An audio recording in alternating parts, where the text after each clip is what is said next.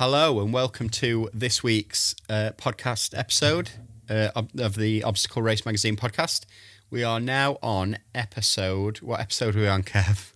Two Little Ducks, 22. We are. They've flown by as well, although they'd have probably flown by a hell of a lot faster if we'd have had a bit more to talk about it beginning of this year. So hopefully everyone's dealing with lockdown and what have you.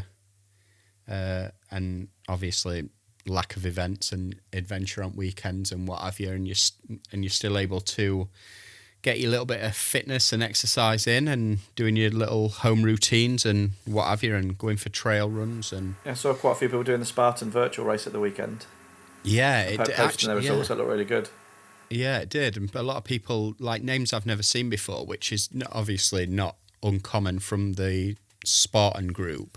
But like the Spartans of the UK group, that had loads of people who I've not really heard or seen anything from before posting up. So that was quite good to see all these new people interacting and what have you. And obviously, it's good for NHS because of what SOS are doing for like donating it was hydration, wasn't it? Donating the hydration. But then it's good just to, even if it just curbs a little bit of boredom for people, isn't it? Yeah, take the mind off things for a few hours. Yeah, exactly, and makes them sweat a little bit. Probably push. The thing is, when it's something set up like that, it makes you push yourself a little bit further than maybe you would have done if you'd have set up your own little wad at home. Yeah, it just makes you do more, doesn't it? Definitely, you'd never. You've committed to put this on Facebook or on your social media channels, so you've got to do it properly and get the pictures in there as well. So. Yeah. So no, that's good. That was good to see. But apart from that, there's not really too much else going on at the minute, is there? Like, we keep seeing the odd event as time goes by, and people are starting to push events because I think they're getting worried that they're not going to get the sign-ups that they need. So we're seeing even ones that are a little bit later in the year sort of pushing their event to next year and what have you. So it's interesting to watch how different ones are reacting. Obviously, I'm pretty sure today it was the FISO World Champs. Well, they made the announcement today, yeah. Yeah, they're sort of knocking theirs on head until next year. That's the one in Russia. Yeah, so Russia, and next year, is it Sweden, did it say, instead next year? I don't know, I didn't read it fully, I just saw that it had been moved. So I thought it was just a change of date, but the venue was staying the same. No, I think it's, I might be wrong, but I think it's Sweden. But obviously, their entire World Champs was based on people qualifying and stuff, rather than it's not even a pay-to-play one, is it? I don't think there's a journeyman. No, but you still have to pay. You still have to pay to enter it. Yeah. Whereas, but this was where each federation, you had to be selected by your federation to put you forward, so you sort of put your best runners forward. So they picked like an A team and all that sort of stuff. So obviously, going off that, if no one can actually prove that they should be qualifying for that team, it makes it like near. It just makes it weird, doesn't it? I think it's not going to be missed, is it? Because it's not happened before, so it's not something that people have done and are really going to miss. It's just something they can look forward to next year. Yeah. So I think it's more a spectacle for the spectators as well, having like the best of the best running against each other. Yeah, so it gives them a bit more time going into it, doesn't it, that way? Yeah. So it should be a positive. It's just a shame, really, that so many are having to get pushed on, and especially ones that are more on that sort of line of things where you have to qualify for them. It means that there's no qualifying opportunities, so they do have to push it on. So this week, like as we promised, in episode 19, we did a OCR quiz. So if you've not taken part in the OCR quiz yet, you need to pause this now, else you're going to get the answers. You need to go back and see how you get on with those, and then come back, because then we're going to give you the answers now. You can't win a prize, unfortunately, but again, it'll pass the time a little bit. So episode 19, get on it. See how many you get right. Yeah, I'll get grey matter working a little bit, because they are good. I know we put them together, so I'm going to say this, but they are good questions, so they are well worth well worth going back. So don't forget, click pause now, else you're going to be sort of cheating yourself out of it. That's episode 19 that you need to go back to for that. So we're going to do one each again, Kev, with the answers. Go for it. Yeah, so question 1. Who were the male and female winners in the pro wave of the 2014 OCR World Championships? And that was Siri England and John Alban was the answers for those, which are quite good. Nice to get a little bit of a throwback to 2014. And yeah, it seems so long ago, doesn't it? 2014. You forget that it's been going. OCR World Championships. Yeah, and still some best pictures and things came from that first one as well, because of conditions that it were ran in. But yeah, it was nice just to look back to see the names, the ones who've to find the answer to this question. Obviously, I had to look back and look through past results and what have you. And they weren't actually. Yeah, exactly. Just some names that have dropped off and have moved on to other things like triathlon or other different bits and pieces. So it was just interesting to see some names that we don't see around anymore. I think Hobie Court was there as well. When I first started getting into OCR, he was like the big name from the States. And I think when I looked at the results, I think he was 3rd, 4th. I think he was up there and definitely in the top 5. He was sort of one of the first, in terms of cost growth, obviously, was bigger in America. He was one of the first kind of ones that you could see was taking it so seriously that he could have gone professional with it, weren't he? But trouble was, he didn't have kind of the flexibility of a young person because he had a family and things. And I think that sometimes held him back a little bit. But yeah, so go on then, Kev. Go for it with number 2. So question 2, what's the name of Spartan Joe DeSena's new functional fitness event? And the answer was DecaFit. DecaFit, yep. And it's that's going to be put on hold for a little bit, isn't it? Worst time ever to launch that sort of brand. So number 3, what water-based obstacle race takes place in the Lochs of Scotland?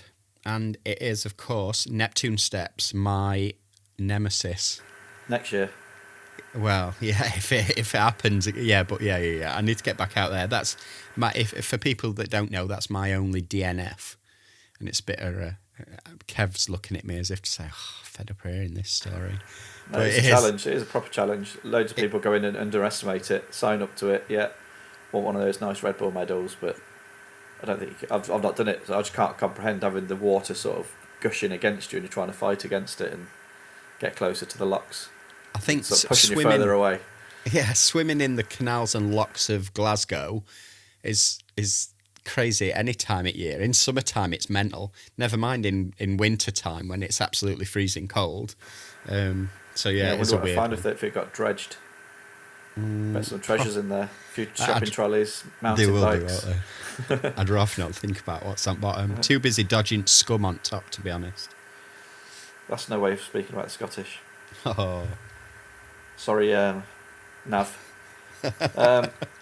Question 4. What popular OCR footwear brand was one of the first to use graphene as part of their lugged sole? And the answer, of course, Innovate.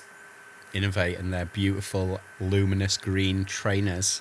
Still one of my favourite trainers, actually, that is. Not the mud claws, because unfortunately I've got massive wide hobbit feet, so I don't fit in the mud claws very well. But the Ultras, name completely escapes me now. But the Ultra shoes, anyway, they're one of my favourite shoes to run in, and they've lasted absolutely ages as well. So anyway, number 5. Which vitamin are you usually said to be deficient in if you are prescribed to get some more sunshine? And it's, of course, vitamin D. So that's a vitamin that we should all be adding to our little regimen at moment of supplements. Vitamin D and vitamin C. Keep us healthy. Keep us immune system nice and high. What do you reckon, Kev? Yeah, sounds good to me. Question 6, an easy one. Often making an appearance in the podcast, what is the name of Kevin's dog? And his name is OCR related as well. His name's Leo, and it's actually Leo short for Leonidas. So that's where he actually got his name from. So even I didn't know that. There's a Spartan connection there, didn't you? No. I thought at the time I thought I've got to ask him about that, but then I kept forgetting. So Leonidas, good old Leonidas. Well, otherwise, Leos are just a bit random, isn't it, to call a dog Leo? I don't know. Without having a reason for it. Nothing surprises me about you, though, Kevin. So now you know. That's it. A little insight into Kevin's life. So number 7, who recently launched a 24-hour endurance-based event taking place on their Essex-based farmland, and it's, of course, Nuclear Meltdown. So we've got to wait a few months for that one. Nuclear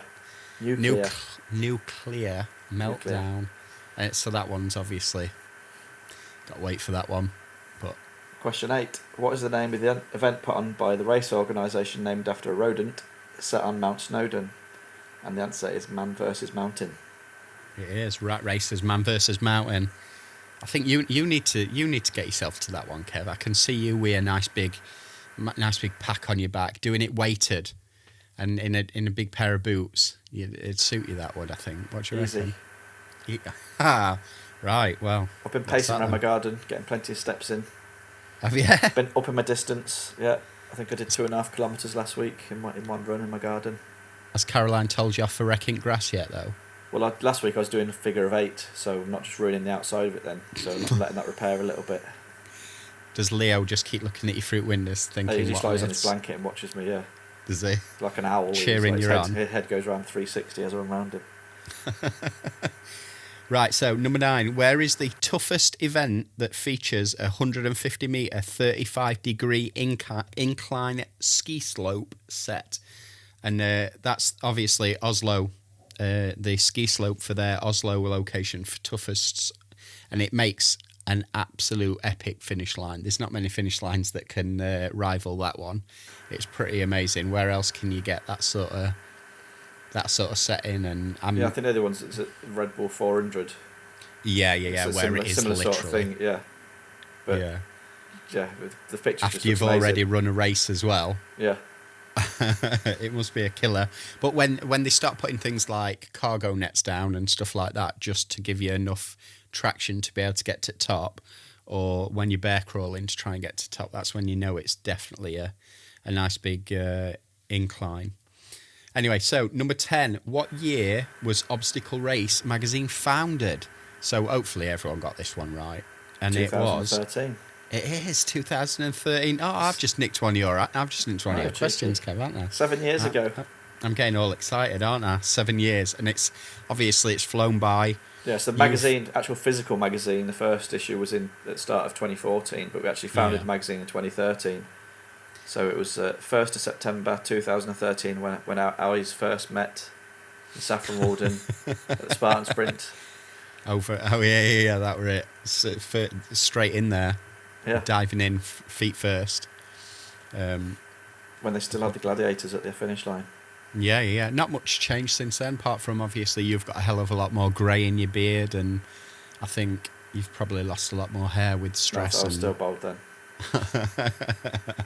Do you want to take next one, Kev, or do you want me to grab? No. I managed to pop the answer out, so.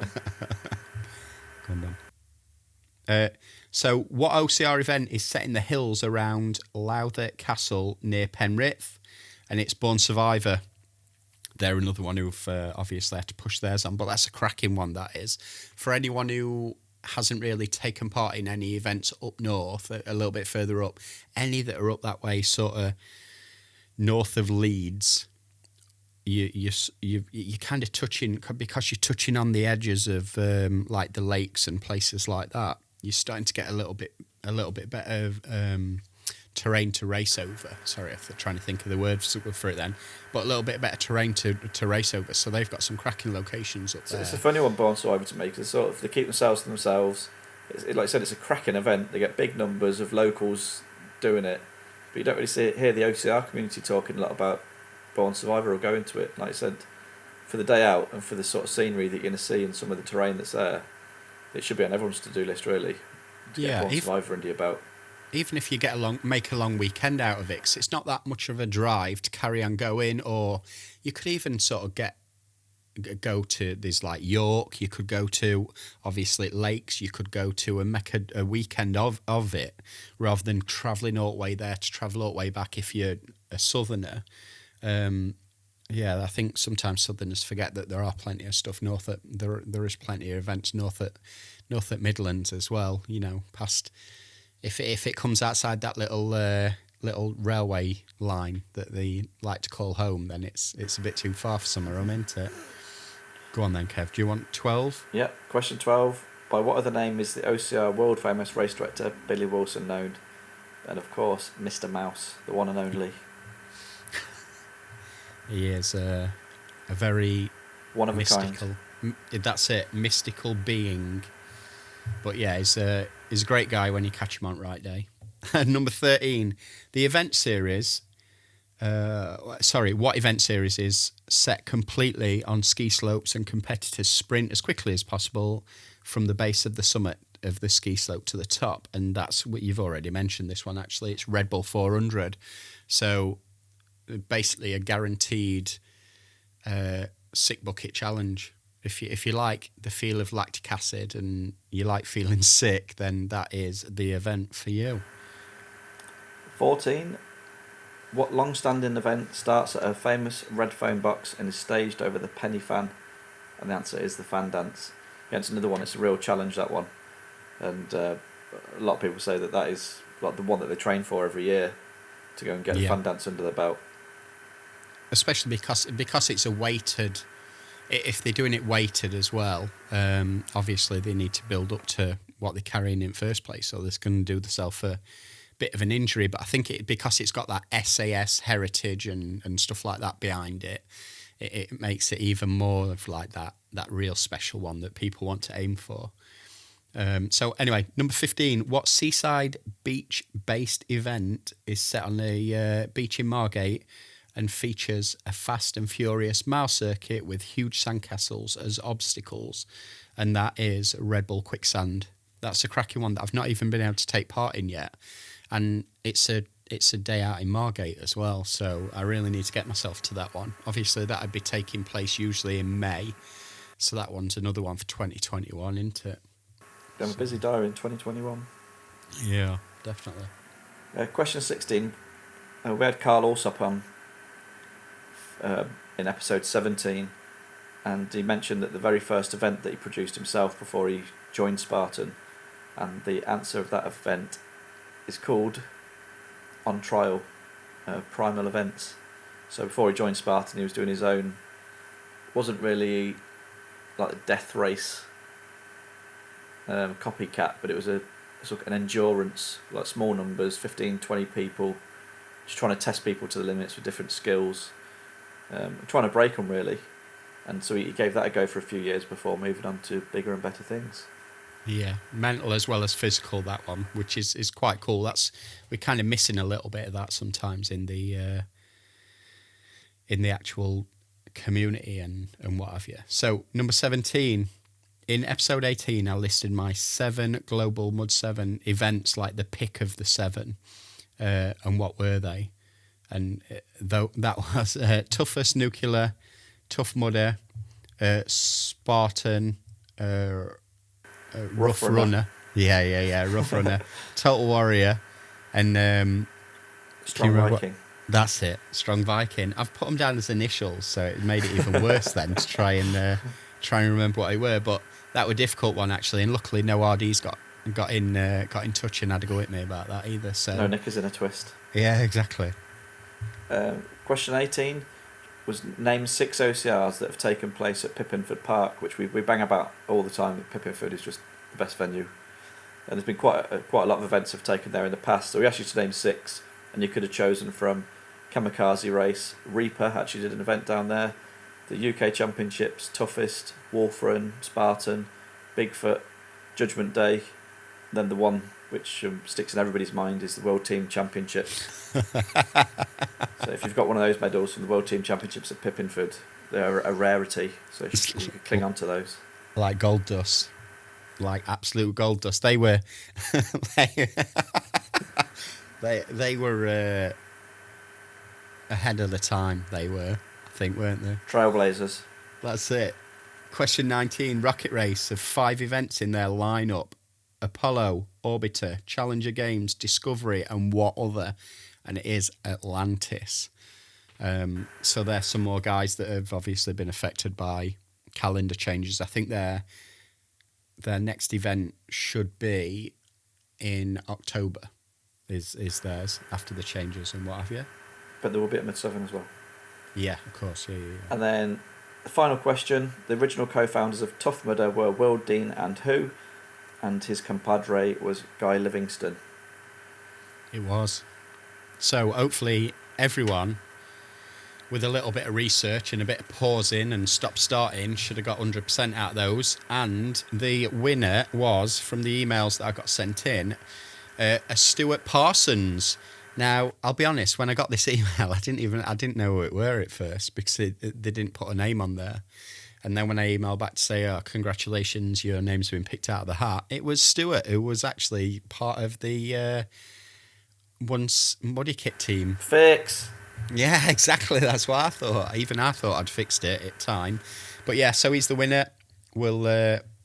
Stuart will send you out a code, obviously, that you can use for a Spartan sprint of your choice in the UK. I remember the first day I met Stuart, but like before Mid-7, we put a Muddy Kit team together, but it wasn't just selected people. We actually put an event on at Tough Guy Muddy Kit Trials. So it was the first 3 men and women passed across the finish line, got a place on the team, and then there was just like a wild card pick then. Yeah, wild card pick, male and female. And out of nowhere, a guy called Sean Chu just like blew all the men apart, and there was loads of big OCR names there on the day, and this unknown person just came and blasted the course. Found out afterwards is like a great fell runner, so he joined the team, and the battle for second and third all the way around the course was between Stuart and Russell Parrington, but they both managed to keep hold of their places, so they both qualified for the team. So that's how we actually got to know Stuart. Yeah, and obviously Rachel and Joda for the ladies as well, and it was quite cool to see those battling out, weren't it? It was good just to... that were a really good event, although it was stressful. Yeah, Gemma, of course, because it was, I think, was it Joda who ended up as the wild card? I can't remember. No, if she Laura was wild card. Oh, yeah, of course. Yeah. So Rachel came first, I think. Yeah. So it was only £25, and we didn't use the slaloms at the end, but we pretty much... Did we have the killing fields?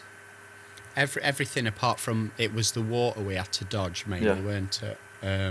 So it was like a taster Tough Guy for £25, and obviously sort of trying to be part of the team that we'd put together, sponsored team, when there were a little bit more competition back then to be able to sort of fight against. There's not really any teams now. Well, I remember on the day as well, there's also a rival, wasn't there, for one of the other teams, because they knew that we were putting a trial together.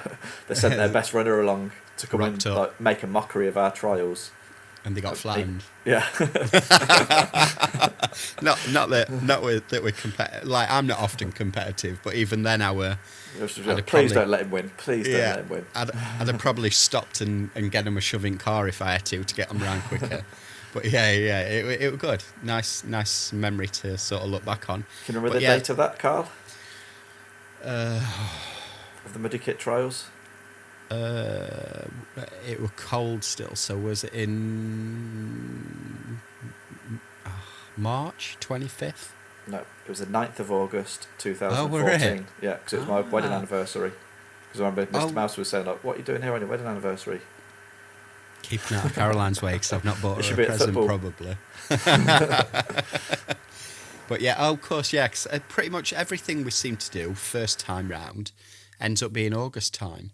And there were another couple of bits that have popped up recently where I've thought, why do we always pick August? Well, Saviour Race was 1st of March. Yeah. So that was our first proper event. Mm. And I think, I'm not sure if King of the Hill was like the 1st of November. It were a glorious sunny day. It was nice and foggy in the morning. I've got that picture of you sort of looking out into silhouetted, the far beyond. Yeah. Looking all arty. But yeah, it was freakishly warm, weren't it? Everyone ended up, even in November, with they were Craig Heron. He loves to take his top off anyway, but he'd got his top off running race in what should have been absolutely freezing cold. And I think we'd even bought silver foil blankets just in case. And people ended up running way out the tops on it. Was so hot. It was kept them such to the a December freaky... event there. They came in handy then. Yeah, they definitely did. Yeah, once you give one silver foil blanket out, they're like a fashion accessory. Everyone wants one. Yeah. Unfortunately, but yeah, no, it's good. I think apart from sort of giving everyone them answers, there's not really too much. Yeah, thanks to everyone who sent answers in. So yeah, definitely, it were nice for people to take time to do that, because obviously, I know it's obvious not on top of people's priority list at the moment to be number one listening to podcasts and number two sending me emails full of answers to questions. So now it were good to see us get quite a few. It started off slow, and then I got quite a sort of tsunami of emails. So it were good, and it were nice to have quite a few to pick from, to pick out of a hat. If there's any topics or anything that people want us to talk about, just email them over to carl@obstacleracemagazine.com. I think for next week, what would be good is if people could send over maybe like voice messages that we can sort of talk about. I like the idea. They haven't got a bottle. I know, people are just scared, aren't they? But it'd be nice, even if it were a theme. What theme could we do? Something like... So for this is your challenge then this week. Anyone who's listening to this right now, don't be scared. I'll give you somewhere to send it in a second, but if you just record a voice memo on your phone of something that you wished people would have told you before you took part in your first obstacle race. So like a hint or a tip someone would have given you before you took part in your first obstacle race. So that'd be quite cool if you can just send that over, and then we'll stitch them in to the actual show, and we can chat about them then and just have a bit of a laugh at people's misfortune and whatever. I know we'll definitely get two. I mean, Sammy and Lisa, they're definitely going to send voice messages in for this one, aren't they? That we get shamed into if they don't do it. Well, and you can send one in as well, Kev, because obviously you would have wished you'd have known not to run in Nike Air Max with no grip, pearly whites for your first ever obstacle race as well. Yeah, definitely. That's obviously and not a to big take up your top tip. off unless you've got the body for it as well. Unless you've been starving yourself and doing sit-ups every day. I hadn't been. But no, it'd be good if people could send them in. So I tell you what, I'm going to be... You can get my number out at magazine if you really wanted to anyway. So you can either send them or WhatsApp them over to 07 808 852 033, or you can private message me if you know me on Facebook, or you can send them by email as long as you we transfer it or whatever. But yeah, it only has to be a quick voice memo on your iPhone 10, 15 or whatever. seconds. It's nothing. It's just a quick who you are and what your tip is. Just be cool to get more people involved, that's all. And then they don't have to fall asleep to our voices all the time. They can get other people. And talking to other people's voices, we've actually got an interview this week as well, haven't we? Yeah. So after our Corona gate's been slowing things down a little bit, 'cause obviously social distancing and all that sort of stuff, we can now start sending our kit around a little bit more, as long as we're a bit careful with it and we sort of ensure that everyone's safe and happy with it, so we can start doing interviews again. And we've got one coming up this week, which should be quite an interesting insight into a different area to what we've spoke about of the obstacle sort of industry so far. So yeah, that should be a good one. So look out for that. I think that's about it, Kev. Anything from apart from obviously keep signing up for Mud 7, please. That would be great. Until we know any different, it's still all going ahead. 8th August. And yeah, that's about it, I think, from me. From you, Kev? Yeah, nice. Awesome stuff. Everybody else, just keep everything crossed for us. Yeah, definitely. It'd be cool to get it. It'd be great to be done. The first event after lockdown. Like once they start relaxing things, and by August, we can start having some slightly larger gatherings, and Mud 7 be the first huge celebration of us all coming together again. It'll be epic. And there'd be plenty of beers, plenty of burgers, and plenty of running in sun. Plenty of muddy hugs. Yeah. Awesome stuff. Right. Thanks, Kev. I'll speak to you again later on in the week. Until next Cheers, time. mate. Bye-bye. Thanks a lot. Bye.